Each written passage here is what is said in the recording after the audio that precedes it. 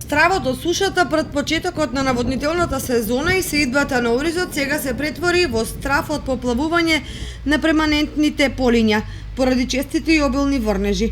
Земјоделци од Облешевско, Подлошко, Мојанско и Теранско се жалат дека поедени полиња и ниви буквално се дават во вода, што предизвикува уништување на така наречените крски култури.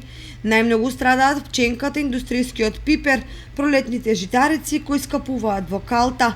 Проблемот е што при пренамената на оризовите површини не се извршени одводнувања, па дождовницата ги заезерува длабоките ниви и ги прави непогодни за одгледување на други култури. Од општина Чешиново Облешево велат дека се во тек со состојбите, меѓутоа не се надлежни да преземат било какви мерки. Земјоделците се жалат дека посевите не им се осигурани и дека нема кој да им ги надомести штетите. Во таква ситуација ќе треба да се активира подрачната единица за земјоделство, водостопанство и шумарство, веројатно по инструкции на ресорното министерство.